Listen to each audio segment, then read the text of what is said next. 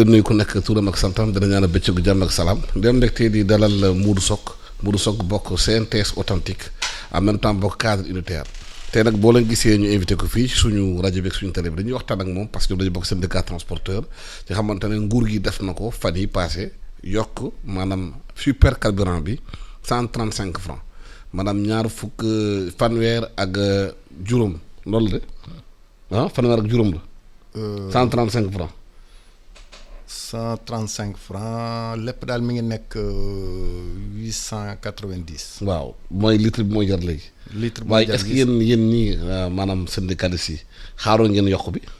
déedéet xaaruñu ko woon.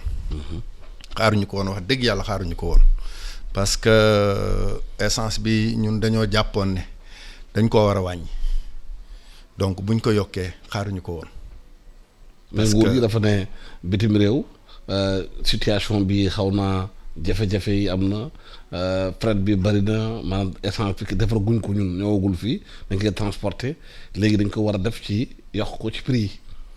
waaw loolu Alassane. gannaaw bu ma nuyoo auditeurs yi nga xam ne ñooy seetaan i rajo di nuyu waa cadre unitaire yëpp di nuyu sama coordonnateur Karamba Goudiaby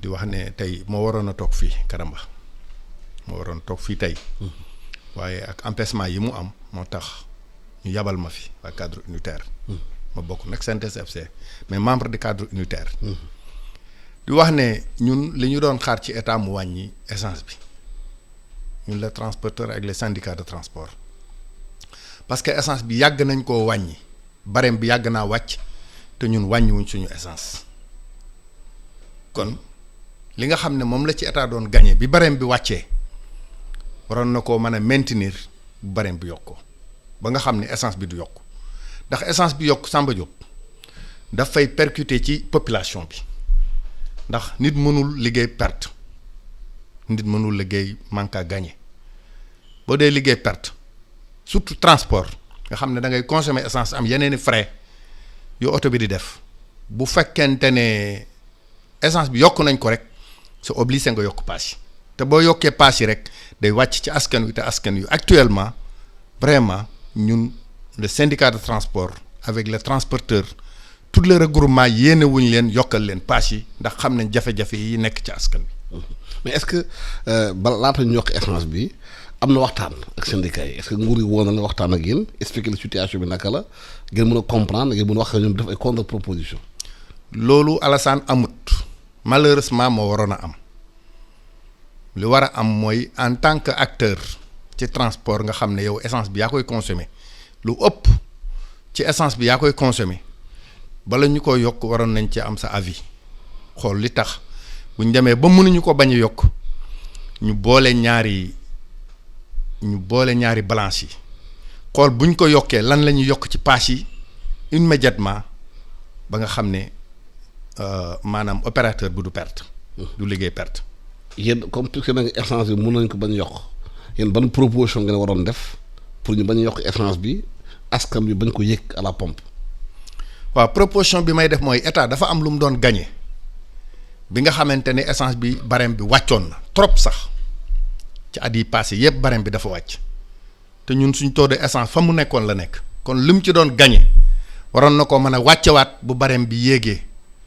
ba nga xam ne du ko mën a yokk ci opérateur yi ba mu bañ a wàcc ci askan bi ñu bañ a yokk paas yi muy wàcc ci askan bi état moo ko mënoon a équilibrer noonu ba nga xamante ne essence bi du yokk daal. waaw ñoom nee nañu super carburant lañ wax yokk guñu gasoil te auto transport yu bëri gasoil la ñuy jël bu fekkee ne gasoil bi yokkul la moo tax paas yi du yokku. auto transport yi bari na yuy jël essence. ah bon. bari na ci taxi AIBD yi ñëpp essence la ñu jël sur le 456 taxi yi nekk aéroport ay auto essence lañu. nga xam boobu partie la taxi yi rek la waaye Sénégal yi bëri duñ jël taxi kii la ñuy jël su gën a bëri ñu néew doole yi ñoom njaga njaay la ñuy jël ba car rapide la ñuy jël te car rapide gasoil lay jël. waaw boo gisee ñuy alerter ni Alsane. parce que bu ñu waxee tey ci essence bi ñu yokk ko. ñu wax ci yem ci essence bi te ñi nga xam ne ci transport ñiy consommer essence bariwul peut-être ñu ne duñ wax ci paas yi bu essence bu gasoil bi yokkoo nga di ko xaar di ca wax kon dañuy wax maintenant que yokkum essence bi mënoon naa bañ a am ko waxuma la sax ñu ci boole di yokk gasoil bi. parce que yéen da ngeen yaakaar ne bu ñu yokkee essence bi rek ci gasoil ba lañ jëm. ah bien sûr. loolu moom ku xam carburant ak technologie essence bu ñu yokk essence bi quelque temps ñu yokk gasoil bi parce que essence ak gasoil ñi ngi amoon équivalent wu 100 francs. mooy différence bi. différence bi 100 francs la woon. kon kii mënul nekk 695 kenn nekk 890 mënul nekk. dañ koy yokk buñ yokkee essence bi rek dañuy bàyyi tuuti buñ déggul dara ñu yokk gasoil bi te may def alerte ñun waa cadre unitaire avec le regroupement de transport toutes les 14 régions du Sénégal ñu ngi demander gouvernement bi mu bañ a yokk gasoil bi te wàññiwaat essence bi ndax suñu réew attanu ko ci opérateurs yi nga xam ne dañuy liggéey pour am dara population bi attanuñ ñu yokk paas yi parce que bu ñu yokkee paas yi ñu bari danañ bëgg a tukki duñ tukki. te yéen bu yokkoo ngeen yokk. bu yokkoo finalement boo naree liggéey perte da nga koy yokk boo demee ba nar a liggéey perte malgré que bëgg nañoo ànd ak population bi liggéey parce que ñooy suñu partenaire ndax autotransport bu ko clients yi jëlul du am xaalis donc clients yi koy jël ñooy say partenaire loo mën a def ba nga xam ne coût bi dana wàññeeku ci seen kaw da nga koy def waaye nag boo demee ba nar cee liggéey perte nag alors da nga koy yokk. mais réewum taax mel ni Ndakaaru gis nañu léegi TER am na. ñu bëri nee nañu TER bi am na impact ci transport yi. maanaam ñu bëri léegi TER la ñu jël bàyyi transport interurbain bi est-ce que loolu du nekk palliatif. waaw loolu ci transport du dara ndax transport dafa am demande ak offre demande bi TER bi mënu ci wàññi dara dafa mel ni dafa am manquement yu doon am ci demande bi.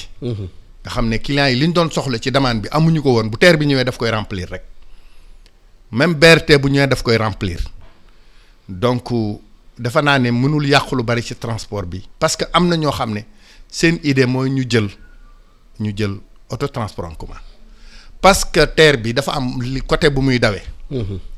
te côté boobu ñi dëkk foofu ñoo ko mën a jël waaye nag doo dëkk Géejawaay dem ba fële di jëli TER bi doo dëkk Pikine di jëli TER bi am na li côté yoo xam ne boo fa dëkkee mënuloo jël TER bi donc ci côté demande ak offre bi ni ma la ko waxee woon demande ci demande beeg offre bi TER bi dafa am lu mu ciy complet rek mais mënul tere autotransport en commun yi liggéey.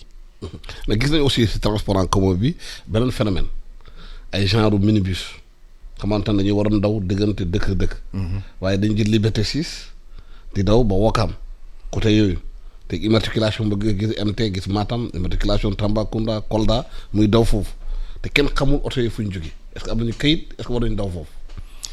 loolu faiblesse état la laa mën a wax ndax transport en commun dañ ko définir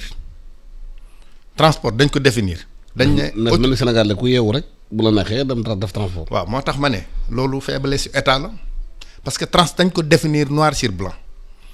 dañu ne boo bëggee daw ci biir ville da ngay am autorisation de transport public voyageur urbain mooy daw biir ville boo ko amul waroo fi daw ci biir autorisation transport public voyageur boobu dafay am assurance personne transportée moom ngay am muy talon bu bula nga door a mën a transporter nit ñi en cas d'accident assurance boobu dafay couvrir passager boobu nga doon yëpp mais boo amul autorisation transport public voyageur boobu muy urbain bi warul daw ci ville bi boo ko defee di daw ci ville bi en cas d'accident assurance des dégâts c'est responsabilité am kooku faiblesse su état la.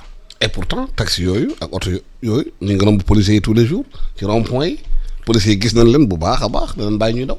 mooy li ma la wax rek bu fekkente ne li ñu waroon def lañ def police ak gendarmerie ñooñu duñu daw beneen bi ci topp bu dee ci.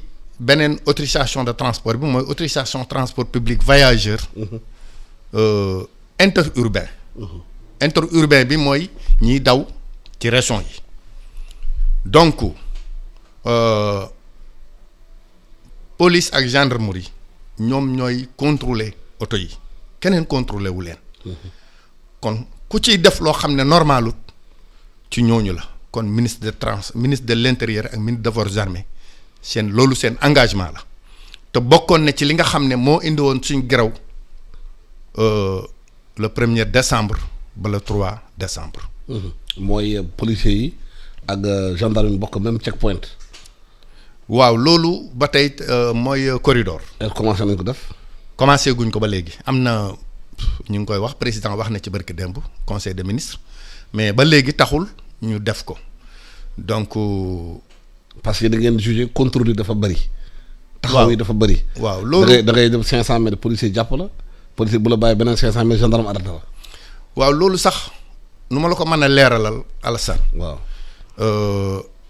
da ngay war a dem Kaolack. dëkk boo dugg muy Mbour di Fatick ba ngay dem Kaolack dëkk boo dugg y a 4 contrôles de police ci biir dëkk bi nga génn booy dugg dëkk bi gendarmerie dana la contrôler booy génn dëkk bi gendarmerie contrôler la ça fait 6 fois lañ lay contrôler dëkk boo dugg loolu moo indi woon grève bi ak conquérant déloyal nga xam ne mënatuñoo liggéey ndax ñooñu nga xam ne. allo taxi. dañuy dawal te amuñu autorisation de transport. mooy allo taxi yi. mooy allo taxi yi. accident yi war gaynde yi. ñooñu ñoo indi accident.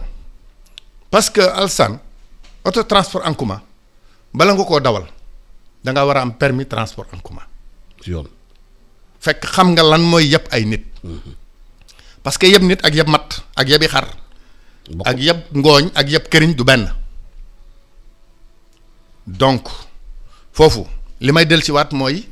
gendarmerie ak police am nañ ci part de responsabilité parce que ñooñu waruñoo daw ba pare te duñu daw ndànk accident yu bare ñoom ñoo koy def. te ñuy romb police ak gendarmerie tous les jours. ñu ngi romb police ak gendarmerie. kenn du leen jàpp tous les jours kenn du leen jàpp. waaw dafa mel ni clando yi am Dakar clando yi xam nga clando déjà tur bi sax clando.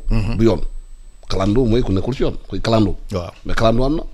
clando am pagaille xam nga clando yi depuis 84 ñoo ngi koy kaas. mooy conquérant déloyal ñoo xam ne dañuy def transport te amuñu autorisation de transport public voyageur comme li ma la doon wax sànq laay dellu si waat autorisation de transport public voyageur mooy waral nga am assurance personne transportée boobu en cas d' accident mu mën a protéger passager boobu nga doon transporter. kon par exemple yow passager bi boo jël clando di jël allo taxi wu di jël war gaynde yi c'est-à-dire sa bakkan ci xott la nekk. boo dee kenn benn assurance du la jël. ci xottu la nekk parce que assurance bi boobu muy assuré muy particulier bi dafa ne man damay assuré pour sama njaboot assurance particulier pour sa njaboot la en cas d' accident nag bu ñu defee constat gendarmerie def constat gis na oto bi da doon laaj paas assurance moom day dégager responsabilité léegi nag yow mi ca duggoon boo ca deewee da ngay perte boo ca blessé ku lay faj dee bi sax a tane xanaa ndax moom jeexal nga waaye boo blessé ba mënatuloo liggéey. nga xam ne assurance moo la waroon couvrir di la fay ba nga war a retraité mu lay fay assurance war laa fay loolu yëpp oto bi amul assurance bu la mën a fay da ngay perte. mais yooyu problème secteur bi maanaam bari na dafa mel ni jafe-jafe yi bari na ci secteur transport lan moo tax yéen amul lël bi ngeen di am yéen transporteurs yi yéen syndicats yi chauffeurs yi ak ñëpp toog waxtaan ñu xool naka la dañu mun organiser transport yi mu jaar yoon ku nekk respecté charte keneen ki. xam nga loolu état am na ci part de responsabilité parce que ñun luñ man mooy di former ñi nga xam ne ñoo bëgg a def transport ànd ak ñoom wax leen nan la ñuy liggéeyee pour ñu mën a def transport waaye koo xam ne dafa jënd otoom ca fu mu ko jëndee xamoo ko jóge këram kenn xamu ko ci benn organisation. donc état moo mën a sensibiliser nit ñi def benn campagne de sensibilisation pour population bi xam ne oto yooyu bu ñu ci duggee amuñu sécurité amuñu garantie amuñu assurance loolu état la war beneen bi ci topp seen force de l'ordre yi nga xam ne ñooy contrôler ñu décourager ñooñu alors di leen jàpp ñu tegal leen ay sanctions ba nga xam ne ñàkk ko def mooy gën def ko bu ko defee sécurité dana am ci population bi ci côté boobu côté transport donc conquérant déloyal bi du am ñi nekk ci transport aussi duñu fay ay droit di jënd essence bu seer ba pare te duñu am du ñu am manque du ñu am problème manque à gagner. mais chauffeurs yi seen bopp ñu ngi ñaxtu nee na ñoom amuñu statut maanaam amuñu kenn du leen employé amuñu salaire amuñu dara maanaam chauffeurs yi daal lañ leen jëlee comme leen neexee ñoom ñu teg leen nag ay charte teg leen ay xaalis bu ñu war a indi par jour moo tax ñuy daw yenn saa ba indi jiyee. waaw muy chauffeur yan ci mooy chauffeur clando yi. mooy chauffeur yenn saa car rapide yi. waaw mooy chauffeur Ndiaga Ndiaye yi am na yenn chauffeur xam nga amuñu contrat. waaw loolu barke dem bu wax nañ ci bokk na ci li nga xam ne moo indoon amuñu assurance moom seen bopp. moo indoon suñu grève waaw ba tey foofu li bokkoon suñu grève bi mooy ñu chauffeur yi nga xam ne dañ leen a embauché ñoo am ay contrat de travail bu ñu àggee ci ñu war leen a embauché ñu embauché leen di leen verser retraite agrom familiale ak sécurité sociale. assurance bi boo gisee chauffeur bokkul ci assurance. chauffeur bi dañ ko war a verser sécurité sociale. bu ñu ko verser sécurité sociale loolu mooy assurance chauffeur. en cas d' accident ba nga xam ne chauffeur bi mënatut a liggéey sécurité sociale moo koy jël en charge. mais transporteur yi ñu ko def. waaw loolu nag moom ci camp transporteur yi la nekk aussi. waaw mais syndicat ngeen yore. waaw war ngeen revendiquer loolu. ba tey revendiquer nañ ko au ministre du travail. ba ministre du travail joxe woon na ci rendez-vous ne danañ ko vérifier parce que lu ma lay wax ne la état. loolu nga xam ne transporteur bi war na ko fay état da ci am wàll. li mu war a verser chauffeur bi état am na ci donc état en tant que ministre du travail avec ses directeurs donc ñooñu ñoo waroon di contrôler entreprise yi. lu mel ni sécurité secteur transport ba nga xam ne danañ teg nit ñi ci bonne condition. waaye nag léegi nii fi mu ne ñi nga xam ne ñoo nekk ci secteur boobu état da leen a bàyyi. da leen a seetaan rek ñu def lu leen neex waaye nit ki boo koy liggéeyloo war nga ko am contrat de travail boo ko waree embauché nga embauché ko di ko verser sécurité sociale di ko verser agrom retraite ak familiale donc pour que moom bu demee ba retraité mu mën a am retraite am en cas d' accident ci biir accident bi ci biir liggéey bi nga xam ne assurance bi moom du chauffeur bi bokk ci ndax sécurité sociale bi ñu koy verser moo tax du bokk ci assurance bi. bu amee accident sécurité sociale man ko jël en charge loolu moom état am na ci wàllu bokk na ci suñ doléance yi nga xam ne moom lañ doon xeex cadre unitaire ci grève bi nga xam ne moom lañ passé. ba nga xam ne am nañ ci gain de cause ak ministre du travail peut-être li ñu wax danañ ko def wax nañ ci ak président aussi ba mu joxe ci ay éclairés yoo xam ne yi yaakaar nañ ne buñ ko defee solution bi dana changer ci côté boobu. est-ce que ci xeex bi tamit war nañ ci bëggal norme yi parce que da ngay gis benn car rapide ou bien gis benn Ndiaga Ndiaye am porte bagage maanaam dugal nañu bëri def porte bagage ci kaw loolu amul fenn ci àdduna c'est pas réglementaire. kooku dama def te souvent oto bi bu amee benn virage bu mu raté oto bi daanu ay milliers de personnes dee. waaw kooku damay dellusiwaat ci li ma waxoon léegi rek. waaw assurance dafa définir lu leer. dafa ne oto bi 14 places la 15 places la 18 places la 20 places la 25 places la 30 places la. xam nga bus yi Europe boo demee Europe bus yi. waaw ci suuf foofu la ñuy dugal bagage mais fii dañu ñëw Sénégal indi jënd bus def suuf yi am na porte bagage bi pare teg beneen porte bagage ci kaw. waaw xaaral ma àggale ci lii. ayca ma lay déglu. auto transport en commun boo xam ne da nga surnombre de places yàkkalandoo yéen a yem parce que assurance moom ba nga ne ko 25 personnes la assuré yëpp 30 personnes rek génne na loxoom assuré tu la donc en cas d' accident loolu ba tey damay dellusiwaat ci autorité compétent yi ñoo bàyyi nit ñi ñuy def loo xam ne c' est pas normal man syndicaliste la transporteur la ci transport laay liggéey mais d' accord ma benn yoon oto yi di surnombre te nga xam ne yow da nga assuré 25 personnes nga yeb 35 personnes wala 40 personnes man d' accord ma ci. parce que amatuloo assurance. boo xamee li ngay def oto bi amatul assurance assurance moom dégagé na responsabilité am waaw kon bu accident amee lor nga ña ca nekk te coût bi mën naa daanu ci sa kaw yow mi nga xam ne yaa moom oto bi parce que bu assurance dégagé responsabilité am yow yaay dédommagé victime yi. porte bagage yi nag. porte bagage yi tim man pour man c' est pas normal parce que bagage war na am fret bagage dëkk yëpp a war a am fret. fret bagage. waaye nag jël oto bu war a yeb 70 personnes nga yeb 4 tonnes ci kaw yeb 70 personnes ci biir ñi ci biir amatuñ équilibre amatuñ sécurité li ñu war a def mooy oto yi ñu dindi porte bagage ku am sa bagage nga dugal ko fret ñu wut ay frigo wala ay camions yoo xam ne dañuy def fret des régions et régions di fretter bagage yi muy dem ku yor bagage nag di tukki gàddu sa sac ak sa benn valise bu ndaw nga ñëw dugg ci bis bi ñu ubbi coffre yi ci suuf dugalal la sa bagage nga dugg bis bi am sécurité ñu dugg ci bis bi am sécurité. est-ce que loolu yéen seen syndicat yi def ngeen liggéey sensibilisation seen i membres yi ñu xam ko parce que am na tamit xëy na ñuy liggéey ci transport bi xamuñu loolu. waaw xëy na xam nañ ko mais dañuy def la neex.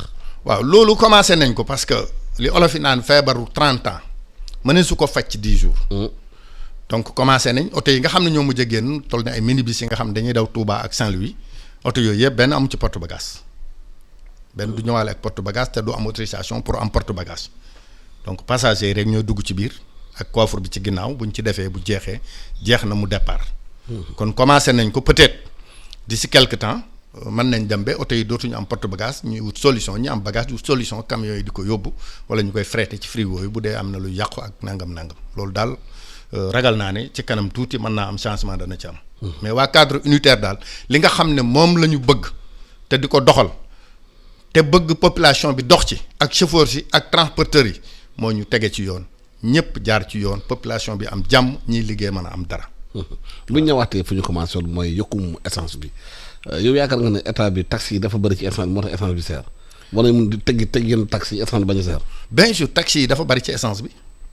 état li mu teg ci taxi ci essence bi bu ko teggi woon transporteurs yi bu ñu liggéey am dara taxi ci essence bi moo seer déggoo ma ne la essence bi barème bi wàccoon na fi ci